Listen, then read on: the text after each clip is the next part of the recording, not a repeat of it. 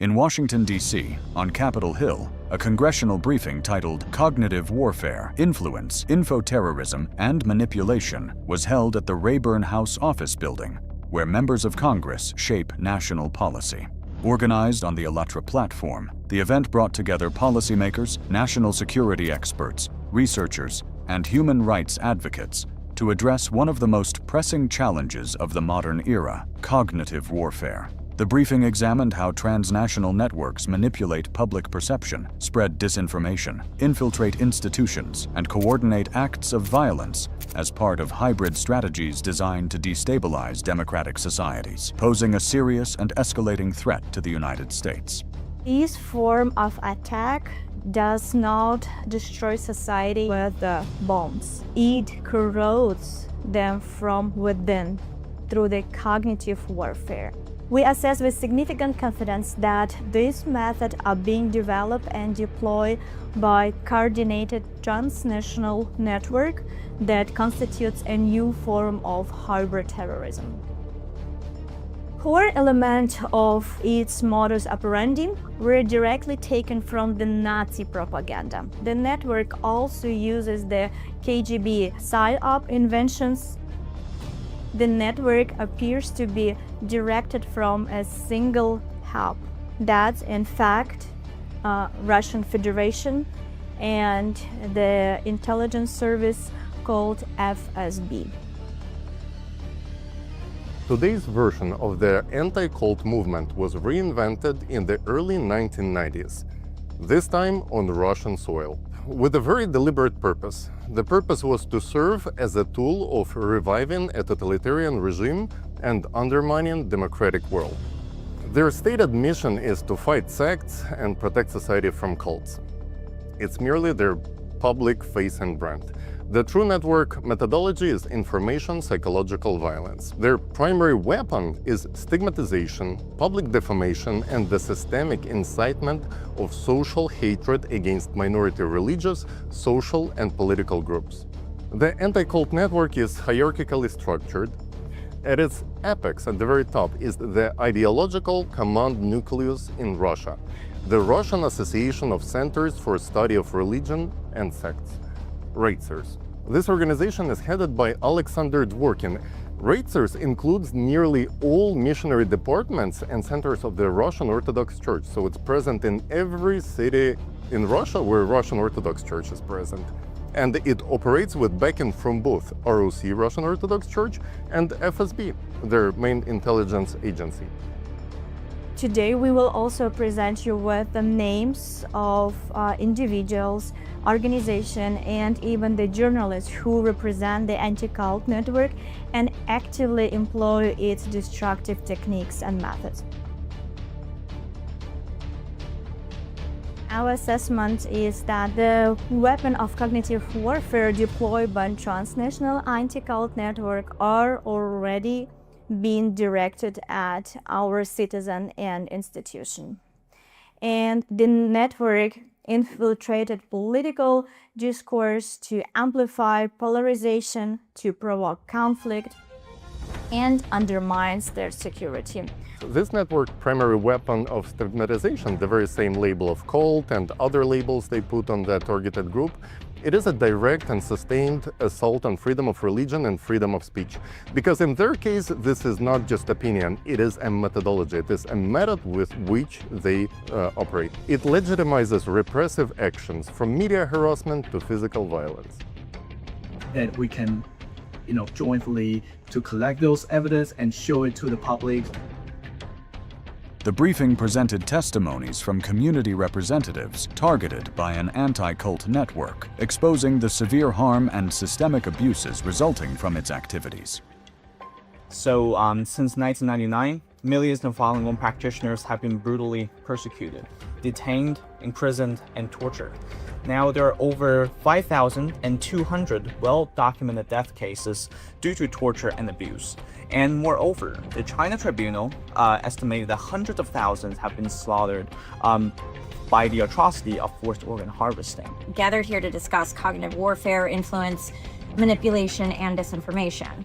And one of the clearest examples of this is anti-Semitism online. This is not just an issue for the Jewish community, it is an issue of democracy, of trust, and the ability to protect our communities from manipulation that can have real-world consequences. My name is Jason Bell. I am a veteran, a former staff sergeant in the Michigan Army National Guard. I conducted one tour to Afghanistan in 2011. I finished out my time in service with the 46 MP Command Detachment at Light Guard Armory, conducting funeral honors for many of our veterans until I separated in 2016. I am currently completing my bachelor's degree at the University of Michigan for secondary education. My hope is to give back to our country who has given so much to me. As someone who defended this nation, I never imagined I would need to defend my right to volunteer freely and openly. That's what brings me here today, to share a particular impact statement so that you can understand and personalize what all you have heard today for yourselves and see it in your children, in your life, and understand that this can and will happen to you if we don't do something about it. This concerns the particular actions of the anti-cultists that have been discussed at great length, and of course, the United States' #1 adversary, the Russian FSB. Because of their actions here and abroad, I have faced hostility, disdain, persecution relating to my volunteer work with the ALLATRA International Public Movement over the course of 5 years. Since 2015, I have trained at the Detroit Kung Fu Academy as an instructor in a style known as Wing Chun. There comes a time when you are given the ability to open your own school and utilize the reputation of that school so that you can make money, right, and pass on that art. Well, I was denied that opportunity by my Sifu, who brought information to me claiming that I was partaking in a cult. He found his information on Wikipedia, different Wired sources, and other publications here and abroad. I have been ridiculed, ostracized, and alienated on numerous occasions due to the labels that have been successfully lobbied against me and my family. I tried many times to appeal to reason, as many of us try, to beat people over the head with facts to no avail. These publications had a lasting and real effect on me and my family. These sources spread mischaracterizations, falsehoods, they have damaged my reputation in social circles, and they have eliminated my opportunities to earn income by teaching said martial arts. And, as is my rightful concern at this point, they threaten my future as an educator, in which I rely so much on the public perception as me as a teacher. My current concern extends beyond my own career. The tactics and labels used against me will hinder my teaching career. As we have seen happen in Russia and abroad, we didn't dive into many of the cases that have affected people, but we know people who have been snatched up off the streets, their doors broken down, and then locked away just simply by labels and mischaracterizations lead us to not be able to check reality anymore, and we can't come to agreement, and pretty soon the dehumanization takes effect, and that is a real concern for me. In no way, shape, or form should this be our reality. It is our duty and responsibility to take care of this threat. How is it that the FSB has successfully pushed narratives that divide people and create lasting harm? Simply because I myself have a relationship with a socially significant group or organization that informs the public about climate and current as well as future effects of said climate. I serve to protect freedom. Now I'm persecuted for simply exercising it. These actions must stop immediately. I call on my country to recognize the threat posed by foreign intelligence operations manipulating American perceptions via coordinated campaigns of disinformation. I call for accountability, and I call for justice. Thank you all for being here with me today and listening to my story.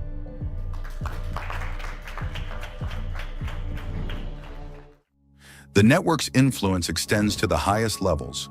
The briefing detailed the case of Jakub Jal, an alleged network asset in Europe. When faced with serious criminal accusations, he was not investigated. He was protected. Witnesses report systemic sexual violence with a focus on age 8 to 13. Witnesses describe Jal secretly administering injections of unknown substances to children in a separate room. Witnesses recount that he committed acts of sadistic cruelty, including forcing victims to engage in coprophilia and killing stray dogs. Consider the story of a child the documentary calls Violet. At just 13 years old, she was allegedly raped by Yal, who, according to her, first slipped something into her water, but she didn't immediately realize it. Then he raped her several times, and when she tried to escape, Yal cut her with a knife. The documentary shows Violet recounting this trauma, still bearing the physical and emotional scars years later. One of the most shocking aspects of this case is the reason that victims gave for their silence. Why they did not go to police? Because, as they explained themselves to journalists, inherent power imbalance, the legacy of colonial dynamics, taught them that the word of a white person from Europe would always outweigh the testimony of a poor local children. Yal, as they believed, was untouchable. Witnesses state he used photos of smiling African children to solicit donations from well-meaning Europeans, collecting an estimate of 2 million Czech crowns, about 85,000 USD. But according to these witnesses, none of that money went to children. Instead, it was used to fund Yal's personal lifestyle, to buy drugs, which he distributed among the youth, which local leadership documented, and there is official document on and drug dealing charges against him. Crucially, he was using that money that he collected as donations to help children to bribe local officials to ensure their silence and complicity.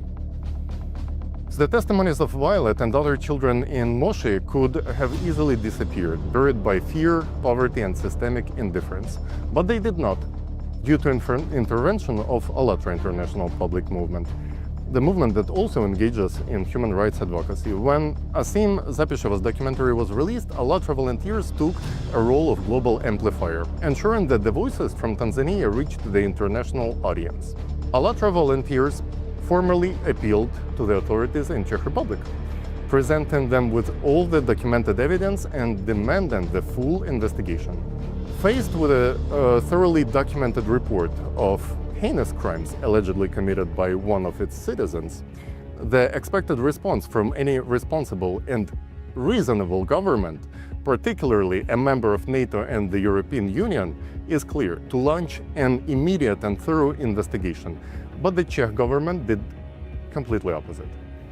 What we witnessed was a deliberate campaign of obstruction and denial and a shocking inversion of victim and the perpetrator. And the Czech government, led by its highest law enforcement official, chose to publicly exonerate the alleged serial child abuser, and in doing so, they sent a chilling message to the victims: your voice do not matter. At the same time, it also signaled to FSB-linked anti-cult operatives in Europe that they can enjoy full protection and impunity for their inhumane activities. Subjected these children to a second form of violation. Their trauma was denied, their credibility was attacked, and their suffering was deemed less important than the reputation of their alleged attacker. This legal failure is inextricably linked to a systemic racism. By its actions, Czech government created a de facto hierarchy of human value. The reputation of one white European citizen was publicly and forcefully prioritized over the sworn, documented testimonies of dozens of Black African children. The implication is staggering, that democratic institutions are being leveraged to protect the assets of a hostile intelligence service. This is not a European problem. This is a clear and present danger to the United States. A network that can shield its agents in Europe can spread disinformation and manipulate politics in America. We therefore recommend that Congress takes the following 4 actions. First, a thorough investigation of the anti-cult network and all affiliated actors is urgently required. Second, we urge Congress to launch immediate investigation into key figures within this network, starting from Jakub Jal and his political protector. Third, the United States must use its full diplomatic leverage to pressure the Czech government and the European Union to stop obstructing justice. We must insist on full, transparent, and international investigation into the case of Jakub Jal, consistent with their binding obligations under the Lanzarote Convention. This must include holding accountable any and all officials who obstructed or suppressed the initial calls for investigation. The session ended with a call for an international investigation into the network and its affiliates. Weapons of cognitive warfare deployed by transnational anti-cult network are already being directed at our citizen and institution. Its ideology constitutes a frontal assault on the First Amendment by promoting a framework where belief itself can be criminalized, while simultaneously served as the tool of Russian foreign policy to destabilize democracy from within. And today, it is no longer sufficient to merely just study how they operate. It's time to really protect. So it's time to defend ourselves from their actions and save, of course, our nation and our families.